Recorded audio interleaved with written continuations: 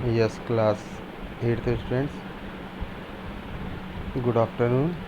तो बेटा हम लोग स्टार्ट करते हैं new chapter 7 conservation of plants and animals. तो बेटा क्लास चैप्टर 6 तक तो हम लोगों का लगभग सारे question answer word meaning and exercise I think सब कंप्लीट हो गया था। और अब हम लोग बेटा नेक्स्ट चैप्टर पढ़ रहे हैं conservation of plants and animals. तो आज बेटा चैप्टर स्टार्ट करने से पहले हम लोग थोड़ा सा इंट्रो कर लेते हैं और ये जान लेते हैं कि इस चैप्टर में लगभग हम लोगों को क्या क्या पढ़ने को और क्या क्या सीखने को मिलेगा। ठीक है बेटा, तो मैं आपको बता दूं कि ये चैप्टर थोड़ा सा लेंदी है, बट ये चैप्टर बहुत अच्छा है। ठीक है, इससे आपको काफ़ी जो है एनिमल्स के बारे में, प्लांट्स के बारे में आपको बहुत सारी इन्फॉर्मेशन देखने को, जानने को मिलेंगी।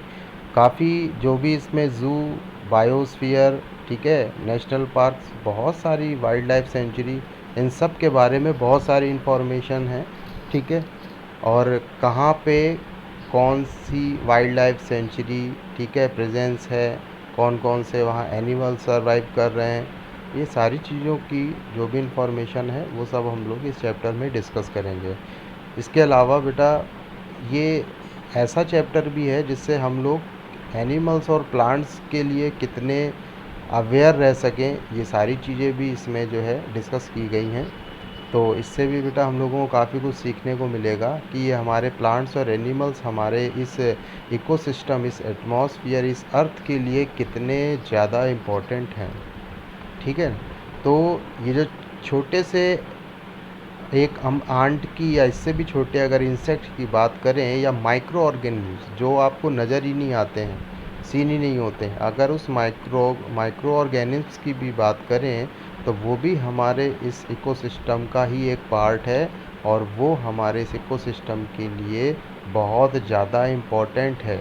अगर हमारी अर्थ का बैलेंस बना हुआ है तो वो उसमें सिर्फ बड़े एनिमल्स या बड़े प्लांट्स का ही रोल नहीं है, उसमें छोटे से एनिमल्स या माइक्रो ऑर्गेनिज्म से लेके बड़े एनिमल्स या प्लांट का सबका रोल है।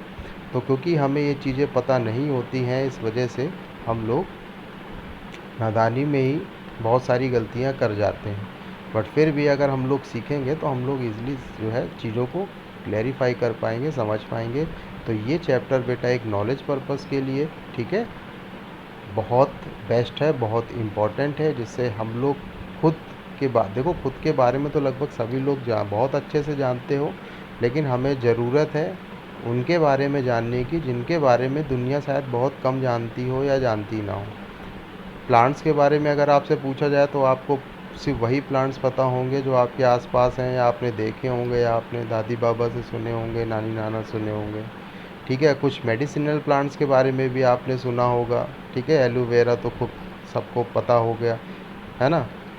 तो ये सारी चीज़ें बेटा हम लोग को इसमें सीखने को मिलेंगी। ठीक है, तो क्योंकि ये चैप्टर बहुत इम्पॉर्टेंट है तो लगभग इसकी एक भी क्लास आप मिस मत करिएगा, क्योंकि अगर एक भी क्लास मिस हुई तो ये चैप्टर आपको क्लियर नहीं हो पाएगा। ठीक है ना, तो स्टार्टिंग से बेटा जो है बने रहिए, और जितनी भी वीडियो इस चैप्टर से रिलेटेड सेंड हो उन सब को बहुत ध्यान से सुनिए। अगर आपको किसी भी लाइन में या किसी भी टॉपिक में कोई प्रॉब्लम आए तो आप बिल्कुल मुझसे जो है आस्क कर सकते हैं। ओके, तो चलिए बेटा हम लोग स्टार्ट करते हैं chapter 7 conservation of plants and animals. ये एक स्टोरी टाइप की है, एक एज अ स्टोरी ही हमको इसको, कोई रटनी वाली इसमें कोई चीज़ नहीं है। इसके क्वेश्चन आंसर भी इस तरह से हैं कि आप इजीली अपनी लैंग्वेज में, अगर आपको स्टोरी इसकी पूरी याद है तो जैसे हिंदी और इंग्लिश में क्वेश्चन आंसर राइट कर देते हैं ना, वैसे सेम इसमें भी कर पाएंगे। ठीक है ना, तो बिल्कुल भी इस घबराने की ज़रूरत नहीं है, बहुत सिंपल चैप्टर है और बहुत बेस्ट चैप्टर है। तो आइए हम लोग स्टार्ट करते हैं chapter 7 science conservation of plants and animals. We saw in class 7th that Paheli and Bujo had visited the forest along with Professor Ahmed and Tibu। देखो बेटा, अगर हम लोग भी बात करें बेटा, तो जब भी कभी गर्मियों की छुट्टियां होती हैं तो हम लोग भी गांव घूमने जाते हैं। ज़्यादातर जगह जिनके गांव हैं, ठीक है, या गांव में घर बना हुआ है, तो कई लोग ऐसे होते हैं जो गांव में दादी दादा के यहाँ, ठीक है, नानी नाना के यहाँ घूमने जाते हैं। तो आप लोगों ने कई बार वहाँ पे एक्सपीरियंस किया होगा कि वहाँ का क्लाइमेट कितना अलग रहता है, ठीक है ना। और देखा जाए तो वहाँ पे नंबर ऑफ़ पीपल्स कम होते हैं, but number of animals, number of plants, ठीक है, हर्ब्स, श्रब्स, ठीक है, ये बहुत सारी वैरायटियाँ वहाँ पे प्रेजेंस होती हैं। और आप इसीलिए देखते हो कि वहाँ का एटमॉस्फेयर ही एकदम डिफरेंट होता है कि नहीं होता। तो आखिर ये सारी चीज़ें कहीं ना कहीं एक दूसरे से रिलेट कर रही हैं, है ना। तो आखिर ऐसा क्यों होता है कि शहर साइड में आपको इस तरह का जो है एटमॉस्फेयर देखने को नहीं मिलता है, बट जैसे ही आप थोड़ा सा रूरल एरिया में जाते हो आपको बहुत मतलब खुद बहुत अच्छा फील होने लगता है। मतलब आपको जो भी चीज़ें देखते हो काफ़ी उसमें जो है क्लियर रहता है और बहुत अच्छा दिखता है ना।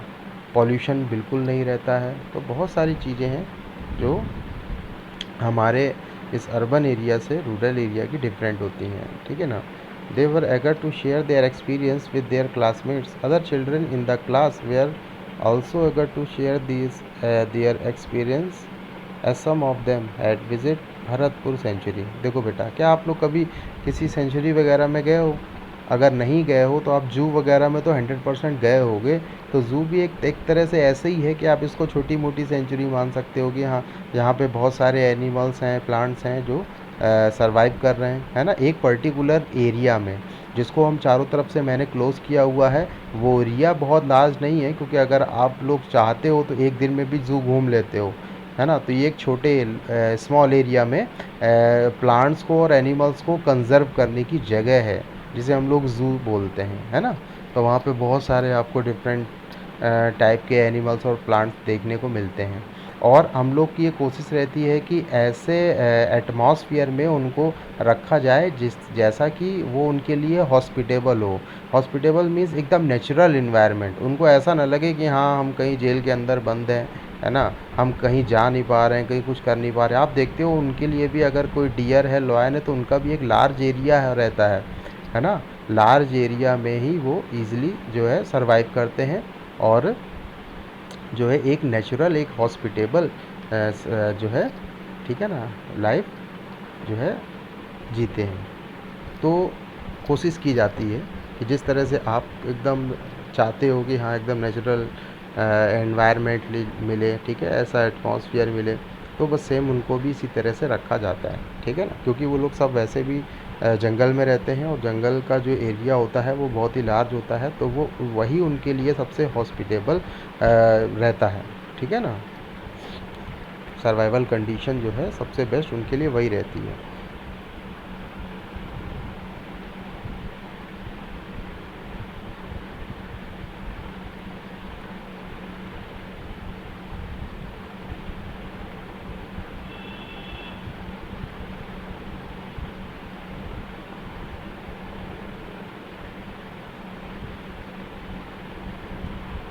यस बेटा, तो जैसा कि कुछ लोग बेटा भरतपुर सेंचुरी, ठीक है, some others had heard about Kaziranga national park, ठीक है, और कुछ लोग जो है वाइल्ड लाइफ सेंचुरी, ठीक है, great Nicobar biosphere reserve and tiger reserve. तो बहुत सारे ऐसे लोग हैं जो कहीं ना कहीं घूमने गए हैं और उन्होंने वहाँ बहुत सारे ऐसे एक्सपीरियंसेस हैं जो दूसरों से शेयर किए हैं। तो जो बच्चे भी गए हैं वो अपने फ्रेंड सर्किल में, ठीक है, अपने पेरेंट्स, अपने नेबर, वहाँ पे भी अपने एक्सपीरियंस शेयर किए होंगे और उनको बहुत अच्छे से पता होगा, ठीक है ना। तो बाकी बेटा ये थोड़ा सा आज इस चैप्टर के जो है इंट्रोडक्शन ही था। और बाकी का बेटा हम लोग जो नेक्स्ट टॉपिक है डिफॉरेस्टेशन एंड इट्स कॉजेज़, तो ये हम लोग बेटा जो है नेक्स्ट डे डिस्कस करेंगे। ओके, तो आज के लिए इतना ही। बाकी आप लोग घर पे रहें बेटा और ठीक है हेल्दी रहें, बाहर ना निकलें, सेफ रहें। Okay, thank you.